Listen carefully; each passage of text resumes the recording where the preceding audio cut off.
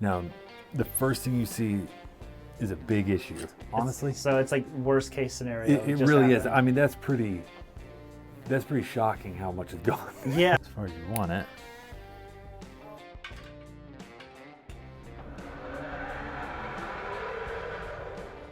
But it does reveal you do have a little bit of a ski jump up here. Okay, so this is a video I've been dreading shooting. Been talking about doing it for a while. It's taken my beloved Les Paul in to get it looked at by the guys at Glazers because it's got some big old issues with it now, and I think it's time we address them. So I know that I have done 3 Les Paul videos in a row. I promise there won't be any more for a while, but this one had to be made. I had to schedule it with Glazers to get this done. And we're going to take my beloved 1979 Les Paul KM down there. And if you're not familiar with this model, I suggest you look it up. It has a very interesting history. These are cool guitars, especially in that Norland era of Gibson. So problem number 1 is one that I thought I fixed a couple years ago, but apparently I did not. So my volume pots went out. I kept the originals, had new ones put in here, and they're already going bad again. So, I mean, I'm not doing Cathedral on the daily or something, but I do use my volumes a lot. But I don't think they should be going bad every couple of years. They should probably last a little while. And Nick said that he can probably fix the original. So we're gonna see. So there's a couple of things that could happen where they're unfixable, but more than likely they can be fixed. And the other thing is that I think it is about time to do a refret on this guitar. If you look at the frets, I have put big old divots all over the place just from playing my favorite guitar. You know, it's gonna happen, unfortunately. But what I don't want to do is, when you get a Les Paul refretted, anyone that has binding on it, they have to cut the fret nibs off. Well, Nick said there's a way that you can do that. Keep those on there, and I want him to look at the guitar and see if that's an option for us as well. Whenever we do get it refretted, it won't be today, but hopefully that's something that we can keep on there, because I do like the way that those feel on a Les Paul. Oh, and I wanted to hop in here and ask you guys what you recommended. It's inevitable that I have to get the Les Paul refretted at some point. Do you think I should stick with nickel? That's what I've always done. Or go stainless steel. So if some of you guys have refretted your Les Pauls with stainless steel frets and you dug it, please let me know. Or if you hated it, please let me know. So let me know what you guys recommend. If you guys are digging the videos, do me a huge favor, hit the subscribe button. I've got lessons coming with a bunch of guys here in town. More guitar nerd. You know what? If you like guitars, hit that subscribe button. And if you're in Nashville or the surrounding area, there's no place better to take your guitar than Glazers. All right, let's get to it. All right, we made it. Get out of crane. To pick it up. It's so heavy. It's a unit. Yeah, we should weigh it. Just like I said, I'm pretty sure it's over 11. I mean, it's all tone. It's more sustained by having that. I mean, the heavier it is, the better the tone. So what do we want to go over today? So there's a couple things on here. The volume pots went out years ago, and I had them replaced, and I actually thought it changed the sound quite a bit whenever we changed those. The sound or more the taper? I don't know. It made the guitar like more brittle, or I don't know how to describe it other than I just remember, and that was a couple years ago, so I could be remembering wrong. But also the frets are getting so worn out. I was showing you that it's got divots in huge. it. And your height, I mean, overall is so low. Yeah. So, yeah. I think first what we should do is we'll address this stuff first. I'll let Clayton know, because you can hear the Plek running now. Yeah. I'll let him know we're going to scan this. But let's go ahead and dive into this stuff. Then we'll get it on the Plek, scan it, and we can talk more about what's going on here. And then I have the pots in here. Okay. Yeah. Well, let's we'll get it under the microscope just so you can see what I'm doing much easier. We'll tear one apart. We'll show you kind of the ins and outs of what's going on, what we can look at to see if we can fix them. Okay. Let's do it. Yeah. So what is this thing? Because this is used in watch repair. It's basically a microscope that, I use it a lot for repairing pickup coils. If we get something in here with a broken coil, I mean, it's like trying to splice 2 pieces of hair together. Okay. So doing it under here and being able to really navigate. I also can throw it on the big screen if I need more space. And I just use it so I can really see what I'm doing, because doing it even with optivisors can be kind of tricky. It doesn't magnify it enough where my face isn't right next to it. So I like kind of sitting back and trying to do it through the screen. Okay, because our goal here is I'd love to put those original pots back in the guitar that kind of died, and you said that more than likely we can repair them and Yeah, a lot of put those back times, in there. a lot of times people just give it a good spray. If it doesn't work, move it back and forth, try to get it, and it still isn't clean. It's usually there's a trace in here that runs along the carbon. So as it's running along that carbon, the carbon thickness changes, and that's what creates your resistance. So Okay. your resistance gets higher and lower as you turn it up and down. As you turn it up, resistance lower, so you get more output. So I'm going to look at where that's meeting that carbon to see if there's a scar through the carbon. Because if that's the case, then we can possibly take carbon paint and add into it to make sure it has continuity and make it a nice smooth Okay. taper. Or I'm going to try to clean the trace that follows the carbon that might have scratches in it. I gotcha. So there's a lot of options to fix it. So just discarding the pot doesn't always need to be someone's first. No, not First at all. line. You know, we have a P base in here right now where the guy just cannot get it clean, cannot get it to function right. So brought it to us, and I'm going to tear the pot apart and do exactly what I'm doing Oh, here cool. to try to fix that. Which is, I mean, when you get into vintage instruments, not that this is like some super It vintage doesn't matter guitar, though. I mean, but I mean, it's it a is vintage guitar, and you know these pots can be, safe. who knows, in 20 years. Yeah. These could be valuable. Who Yeah. knows? But yeah, let's tear into it, and then I'll show everything on here. Yeah. Just so I can kind of point and highlight. It'd be a lot easier to see. So what are you doing right now? So this piece, all this metal, and this is all one piece. This is the housing that is holding that piece on. Okay. So what I'm going to do is I'm going to bend these tabs up, and then what I'm going to do is when I actually take this tab up, I don't want to go all the way up to the point where it weakens this spot here. Because if you take it, over bend it, and then go to bend it back, it's just going to snap. Okay. So I try to get it just barely enough where I know I can squeeze it out. Okay. So let me, real quick, let me fire up the soldering iron too. So you have to really like take it apart. I mean, Yeah, you're taking it apart, but it's not as intimidating as it looks.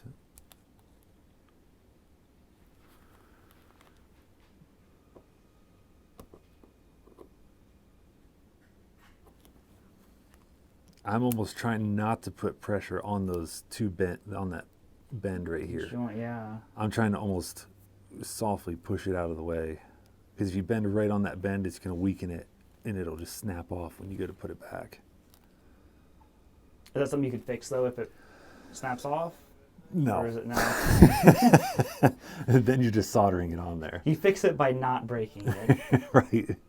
And this one, because it's the 70s, is going to give me a little bit of trouble. But let me, I want to desolder the ground because that's connecting everything to that. Okay. So let me desolder it real quick. I'm gonna move your calipers over here.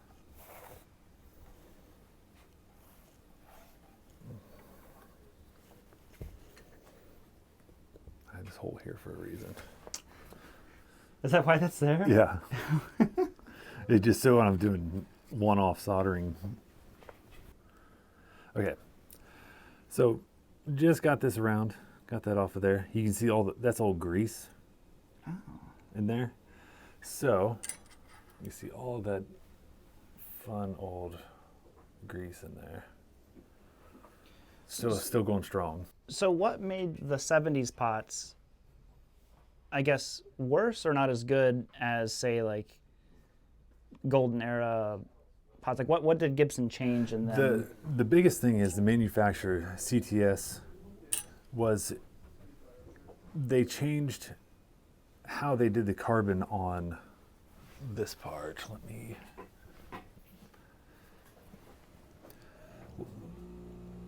These are going to be a little tricky. Real quick, let me try to get this. I have to get that O-ring off of there real quick. So there's the ring that was keeping everything together. The newer ones don't have that. It's all just that housing clipped on. So all this stuff falls apart when you get that off. it was just for a short time that they had that ring. So you can see that's the housing around the shaft. Okay. But all of this, and really, the entire thing comes down to this piece. So Okay. Oh, so this is the trace. This is what you're talking yes, about? this is the carbon. This is what everybody talks about. This is your taper. This is where everything comes from. Now, the first thing you see is a big issue. It looks like it's burnt. It's not burnt, it's worn out. That right here means you have no carbon there. It should all look like this. Okay. And it should be thinner carbon on one side and thicker on the other. So your resistance changes as this part runs around here.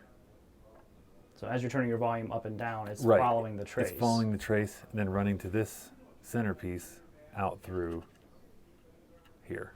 Okay. So you can see how worn out that is. See how flat those are? Move that. That's a lot gone. Mm-hmm. So is that possible to repair? The issue is we could carbon paint if say you had a lot of times something will break right here, right on the lug. It'll be a separation right here. You can put carbon paint in here to then connect to this carbon, and then it'll be fine. Right. This, because the thickness varies from here to here, depending on how much we put on there, your taper could go down, then up, then down, then up. Just in that short area. So I don't have any way of knowing how thick that is. So it's probably toast, honestly. So it's like worst case scenario. It just really is. happened. I mean, that's pretty shocking how much is gone. Yeah. that you played it long enough, because you can see where these two pieces have been running in the same track. Yeah, because the guitar was basically new when I got it, probably 11 years. Like it was like a collector had it, so it was just hanging on the wall. So, yeah, that would be probably about 9 years of life with me, apparently. You love your 7 to 8. Yeah, I do, and I always like just turn it down a little bit, turn it up, turn it down a little bit, turn it up. You love this area. Yeah. And that's just, unfortunately, I cannot fix that. Okay. I wish I could. I wish I knew a good way. I'm sure somebody knows how. I don't. I've never had to do that. I've had to touch carbon across stuff, but nothing where Like this. I can't. Who knows?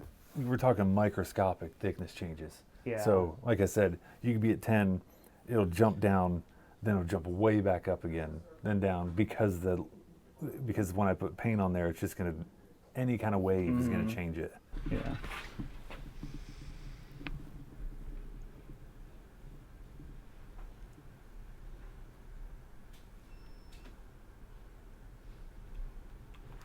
I don't know what you can see the black. You can see the carbon coming off. It doesn't take very much off, but if you stay at it, you will end up with You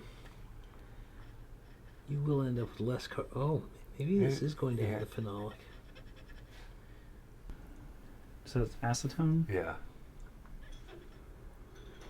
Maybe it is gone. What happens resistance-wise? Do you have a voltmeter? It just cuts out. It goes 10 to nothing. I mean, but if you read across the two, no, that's the carbon off of there. And the problem is that you could refilm it, but it's really very, very difficult to just go from lug to lug. Yeah, so it's totally off of there. There's no continuity. So if you refilmed it, it'd be really very, very difficult to get that kind of thin layer.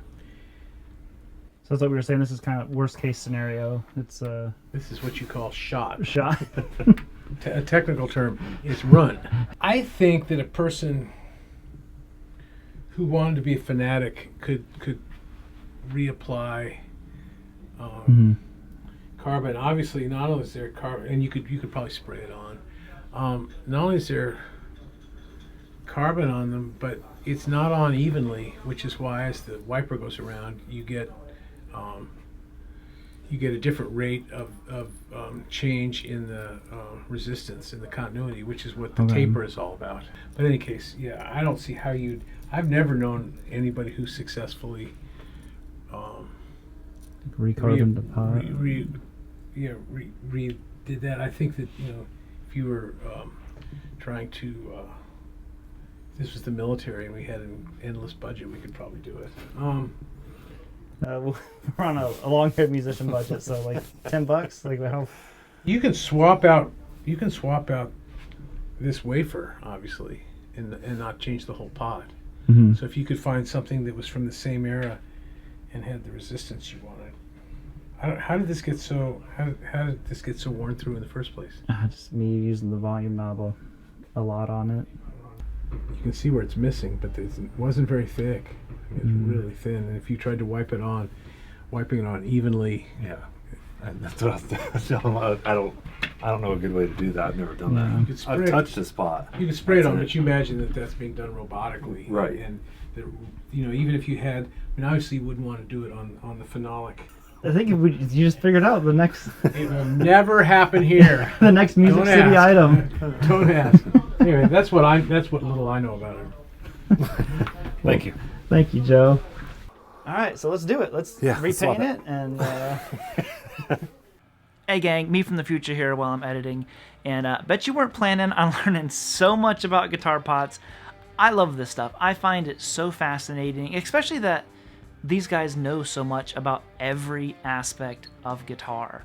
So we're gonna put new pots in it, but what's getting ready to happen is Nick is gonna try to take the other pots out, and we are going to discover why they failed as well and why my guitar's been having these issues. So hang with us. We're going to do this, and then we're going to hop over and talk about the fretboard, refretting, all that kind of stuff, put it on the Plek. And hey, I told you guys, these videos are nerdy. Okay, back to the video. I don't know about wrangling and Brad and Vince. God bless.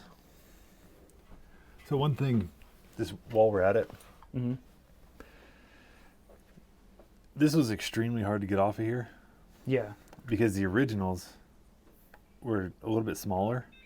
So you trying to put an original knob on a new one, it just kind of smashed it, really wedged it in there, which can cause that to crack across. Yeah. So once we put these new ones in, we'll go over something you can do to be able to shrink this a little bit without snapping it. Oh, okay. Just so you know.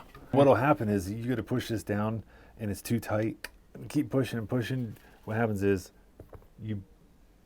this piece that you're pushing on Mm-hmm. is only held in here. So what it does is blows out the back of it Okay. and does this to those pieces. So maybe that would have led to those pots dying sooner? Could that be why? No, I don't think so. Because those are only like 2 years old, maybe? Really? Maybe 3 years old. I mean, it's pretty surprising they go that quick and you've cleaned them and they just don't. Yeah, They just don't clean up. No. Like I said, it's Yeah, I mean, this shouldn't, but we'll be able to tell here in a second yeah. if that has anything to do with it.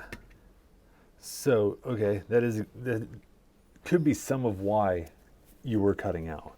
So when he pushed, or I won't blame anybody. When the knob was pushed on before, Mm-hmm. you can see, look at, here's a new pot. This one's new, the shorter one? Yes, this one's new. See this profile? See how these legs are straight, flat? See how everything's flat, Yeah. parallel going across there? Mm-hmm. You see how Oh, they're bent. these wings are up? Yeah. This shaft is kind of curved Because it was mashed on. because somebody, when they pushed the knob on, pushed it so hard to get it on there that they pushed the whole back out. So that could be why. Oh. So then your contact in here, see how much that should not move that much. Yeah. They move a little bit, but But not that much. yeah. So we'll just swap it. I mean, normally you can just tighten those back down Mm-hmm. and it'll reattach everything. But since we're in here, well, since this pot doesn't matter.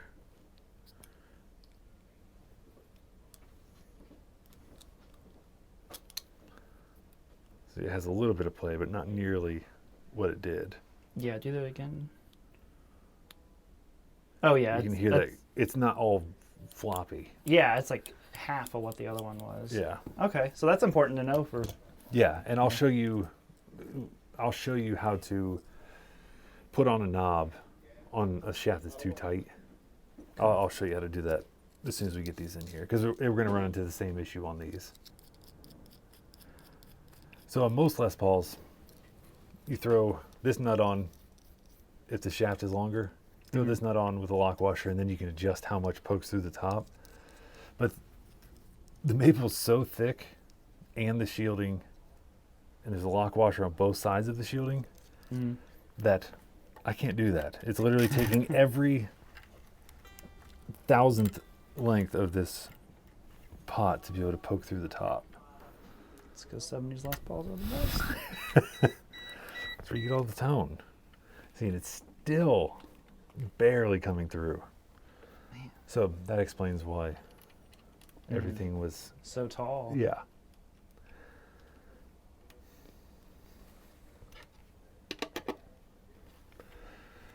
Then I gotta make it straight across.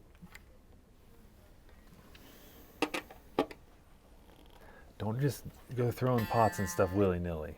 You can't have them all crooked and stuff. Crooked, It yeah. drives me nuts. Janky You looking. gotta make them straight across from each other. And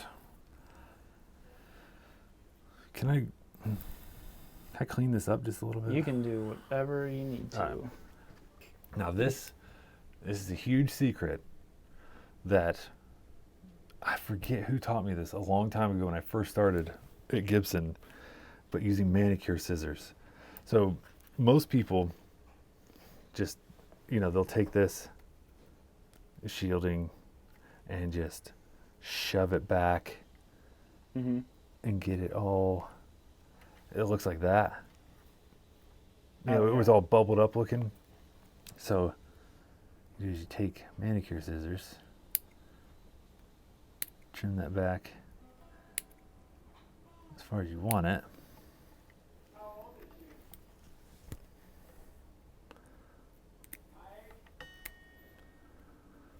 Keep going a little bit more.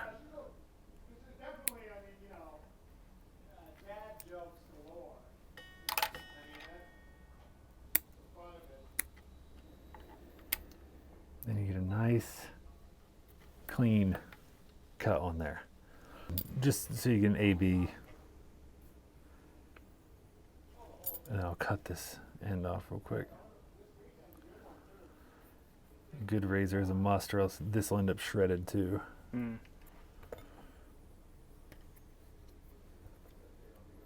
What's important though, it's the attention to the detail. Yeah. So you can just see it's purely cosmetic. It's just, why not do it that way and alleviate any mess like that? Yeah. And way too much sticking out here. So then once you put it through, it could be touching something else. When you have a nice clean end on it. Makes sense to me. Tin it.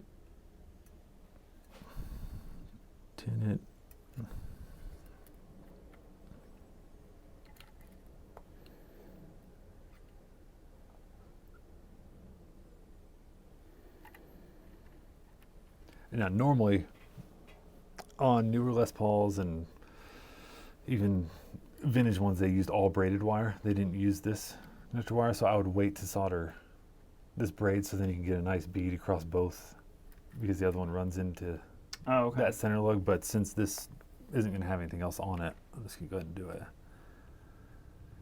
I mean, are you wanting me to explain that much?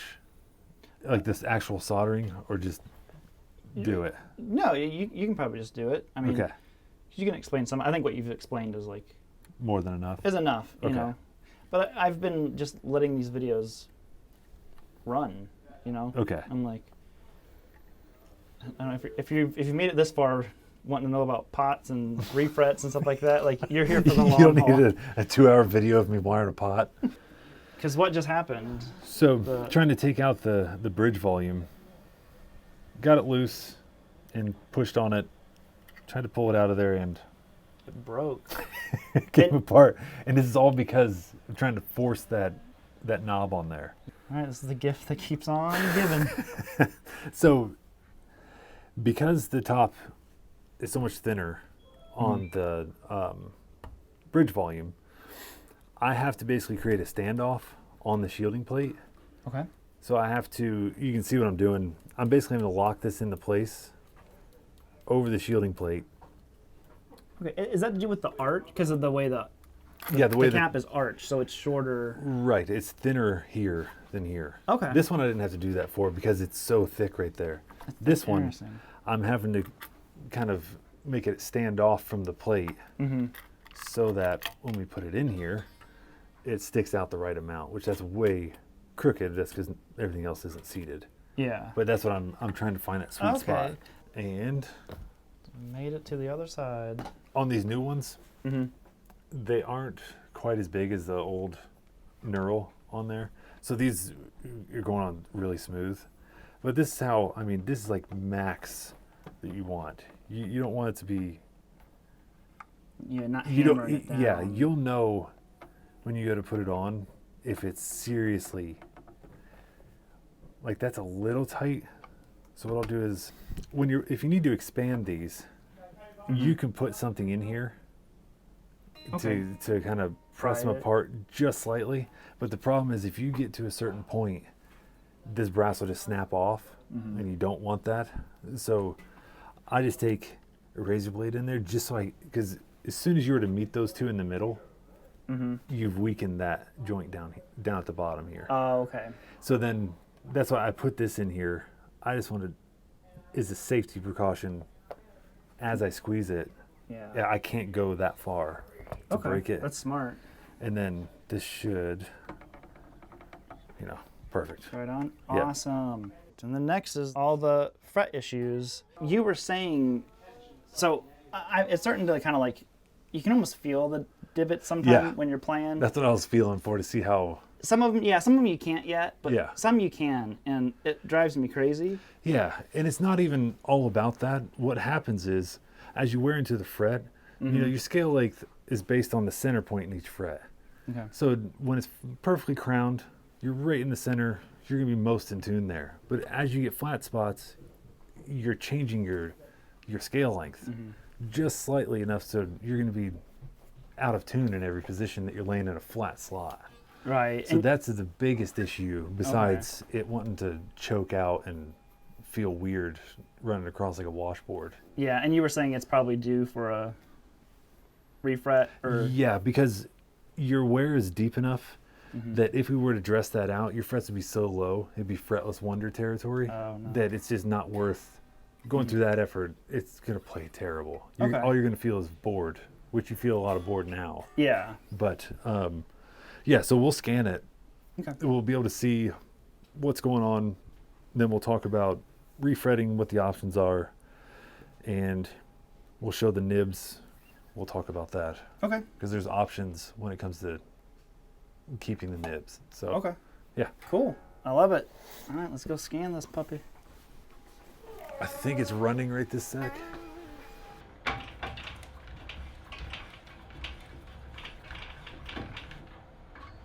I'm just curious if the readout, because the frets are pretty worn out. They look pretty flat. Yeah. Yeah.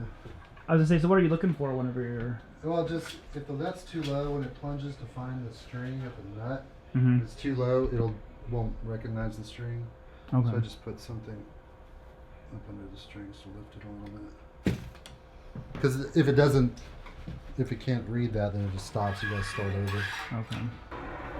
Is it cool if I'm over here? Oh yeah, man. Wherever. You can get some good shots over there and there. Either Oh side. yeah, yeah.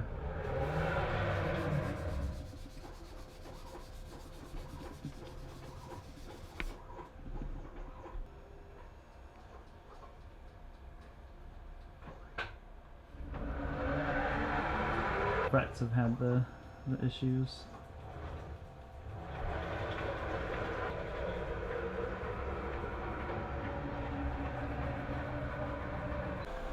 Okay, so this is the readout. Yeah, it's like a blown up side view looking down in playing position. There's the nut. There's the saddle. The light blue area is the fingerboard. Okay. And this blue line is my ideal target relief line. That's where I want the truss rod to be. And it's pretty much there. That's the low E, there's the A, there's the D, and there's the G. I would tighten it just a little bit to bring this up. Mm-hmm. And then tops of the frets currently is this orange line. We want them to be that green line. Okay. So you kind of have a dip in the board and it's kind of reflected in the frets there. Okay. So I would tighten the rod just a little bit. You know, for refretting it, you kind of want to put everything where it needs to be first. So what is this one? Because that dipped down a lot more. Yeah, this is kind of skewed a little bit. Oh, okay. The scan's based off of 2 points, that first fret and the 12th fret. Okay. And this first fret's significantly taller than that 12th fret. And because that point there and point there, it looks a little more skewed that way. But it does have this wave here. Okay. But if you were to bring that fret down sort of even with this one, it would close that gap. I gotcha.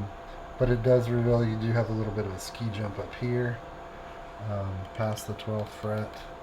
You can see the 1st and 12th are a little more even on that one, so I think that's more of a realistic look of what it actually looks like. Okay. But yeah, I would tighten the rod first. This shows how high your nut is, but it's that high because I put that thing in there. Right. To jack it up higher. But yeah, and then currently, this tells us where everything is in inches. Once everything's red, it's the Plek's telling us that you're getting pretty low. They're wide frets.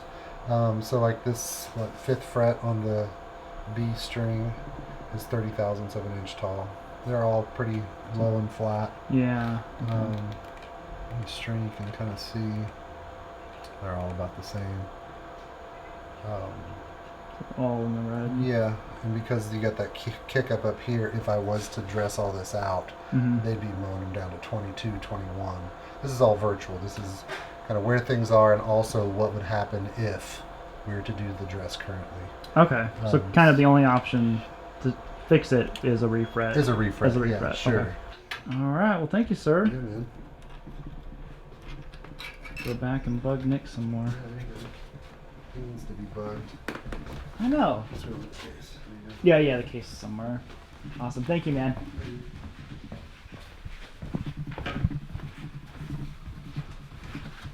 Record this. He was saying there's like a ski jump basically when you get past the 12th fret. It shoots up. Yeah. And to bring those down to where you'd get it back in the green would be like nothing left. You'd be shaving the wood. It would be the fretless wonder situation. Right. So, yeah, it sounds like fret jobs do, and then you wanted the same size, which is fine. Since we're going to be doing in between the binding, right? Is that? Yeah. So something we had talked about was if we could not.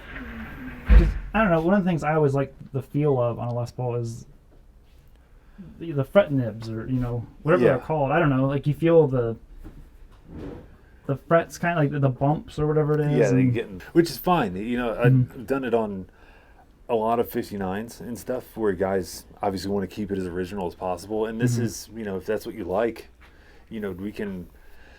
What I do is then I'll start up here. That way, if I end up, cutting it, if I get it too short, then I can come and use that same fret further down, because it's kind of a tedious process, kind of going here and then I end up jumping here, come back. It's tedious, but it's definitely doable. But it's not one of those other guitars you said working on. No, but it's not a 345. Yeah, not a 345. So it's a mono conversion. But yeah, that's no problem at all. Okay. I'm trying to think of any caveat. Obviously put a new nut in because your nut will be so low. Yeah, that he had issues with it. He actually had to. It's already too low. It's already too low. Yeah. So we replace that. We can get any inconsistency out on the board with a new fret, and everything else should be pretty straightforward. What I do is I basically have to cut every fret perfectly. Okay. So when I come in, I'll cut a fret just oversized. Okay. Cut the tang in. Like you have these little cutters that'll cut the tang off. Cut that so it was just inside the binding. Then I take a straight cutter, cut each side so I get straight edges. Then I take a fine file on each end of the fret, file it. But the interesting thing with doing it that way is when you're putting in frets, they have to be over radiused, so they kind of compress in. Yeah. So then I have to judge how much compression there is. So I have to cut the fret just slightly short, and when I push it in, it expands out into it. But if you do that too much, then you can crack the binding. So It's a lot. to say it's tedious is is a friendly way to say it. You know, it's very difficult, but it's not. It'll be a long video day. Yeah, man. It's once you get, it's one of those things. Once you get in the groove, you can. It's a lot faster from 15 up than doing these first. The first ones. Yeah, the first ones you're just trying to get a feel of how much the fret's flexing. You know, you just got to get in that mode of doing it. Okay. So, yeah, you let me know. Awesome. Yeah, thanks for doing all this, dude. Of course. I appreciate it. And Sorry, you know, I acted like I could fix any pot out there, and then dude, he you hyped show me up up. with He hyped me up. He's like, dude. you show up with one that He on the phone. He's like, "There's nothing I can't No. fix. My name's Nick." Drew." I was like, don't believe that. I've never said that. All right, thank you, buddy. Thanks, dude. Okay, so bad news on top of bad news on top of bad news. Apparently, I do use my volume knob that much. Where did you see, like, I had worn through the paint, the carbon on the trace? Oh my god. So worst case scenario just happened with the pots. It is what it is. Nick did put some new ones in here for me, so I can actually use my volume all the way if I want to. And I mean, you heard it. Pretty much, you got to get it refretted at some point. But Nick is confident that he can do the refret and keep the fret nibs. I think this will be interesting for you guys to watch too. I'll definitely record it. He said it is a very tedious and long process, but it would be cool to document that it can be done. You don't have to just slice off the fret nibs on your favorite Les Paul. You can actually do it in a way and save them. So that'll be coming at some point. I'm not ready to part with, I don't know, just the way this guitar is. I always worry, and I have my Strat refretted, and it was better once I got it refretted, but there's just something in the back of my mind. I'm like, no, this is the way this guitar is supposed to be. So it'll happen at some point. Like I said, it's getting to where it's a little bit more unplayable each day, and I just don't want to be without this guitar. So anyways, that's a video for another day. I don't think I'm like emotionally ready for that yet. So thank you all for tuning in. Thanks to Nick and Joe for always being amazing. If you guys ever need stuff done, go to Glazier's if you're here in town. So on that note, I'm out of here. Bye, homies.